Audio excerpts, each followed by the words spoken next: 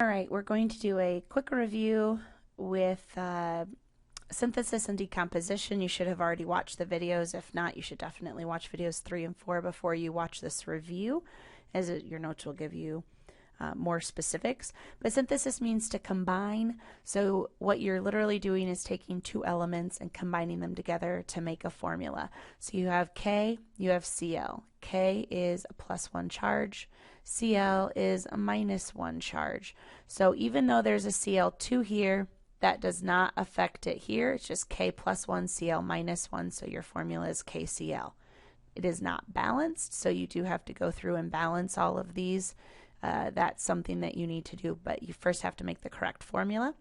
With our bottom one, we have hydrogen and sulfur. Hydrogen's a +1, sulfur is a -2. It's in the oxygen family, so our formula would be H2S. All right, now for decomposition, it is exactly the opposite. Binary means two elements. So if you have just one compound with two elements in it, then it can be broken down into just the two individual elements.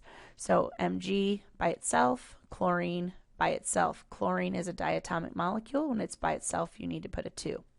Calcium by itself, oxygen by itself. Oxygen's diatomic, so when it's by itself, you need to put the 2. Again, sometimes these are balanced, like this one, already balanced, but the bottom one is not. You'd have to put a 2 in front of the CaO to balance the oxygens, and then a 2 in front of calcium. So you are going to have to balance these as you practice through them. Some of them may already be balanced. Now, your notes did not contain this information, so you need to get out a piece of paper and you need to take notes over this.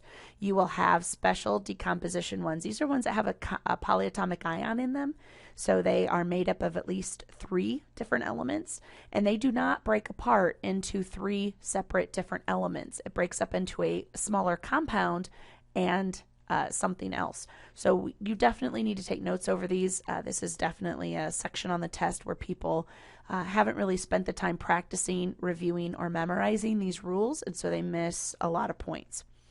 So let's take a look at our first rule. There's only 3 polyatomic ion rules that we're going to discuss. The first one is if you have a metal carbonate. So carbonate is CO3, a metal. You know where metals are on your periodic table, or you should. If not, please ask. So we have a metal, Mg is a metal, and we have carbonate. When it decomposes, it is not going to decompose into Mg plus C plus O. It will not do that. It is going to decompose into the metal, which in our case is magnesium, and oxygen. So the metal is going to bond with oxygen, and then carbon dioxide is just a guaranteed. You're absolutely going to get that compound. So for us, we need to think of Mg is a +2, oxygen's a -2, so our metal oxide is MgO, and then carbon dioxide's just a given. It's always going to be carbon dioxide. Take a look at another one.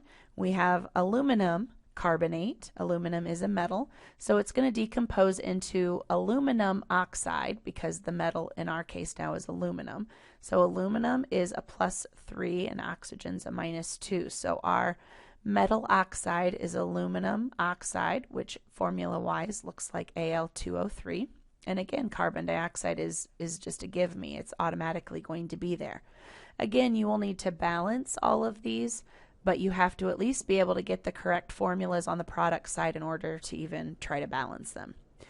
Another special decomposition rule deals with chlorate. Chlorate is ClO3 with a -1 charge. So I kept the same metals just so that you could see how this works. You can have magnesium chlorate. This time the rule is that the magnesium or aluminum, whatever the metal is going to bond with chlorine, and oxygen is going to be the automatic formula that you put at the end. And for magnesium, we have Mg again, it's a +2 charge. Chlorine's a -1 charge. So our formula for our metal chloride, magnesium chloride, MgCl2, and oxygen's diatomic, so don't forget to always put O2.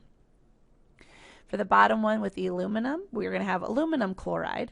Okay, that's aluminum's our metal, so we're going to have Al +3, chlorine's -1, so the formula will be AlCl3, and again, oxygen's the give me there.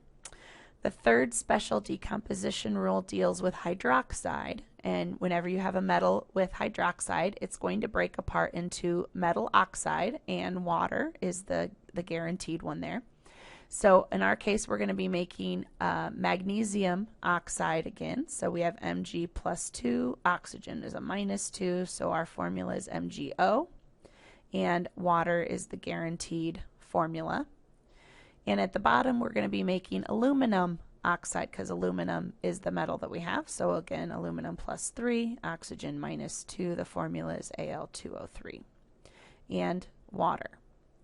So that is how you do those special decomposition reactions, and a quick review over the other ones. And I hope that was helpful. I know I went through it quickly, but look back at the examples, and I also have examples in the assignment where I've kind of redone them and walked through a few of the steps. So take a look at those, but get a hold of me if you need help, please.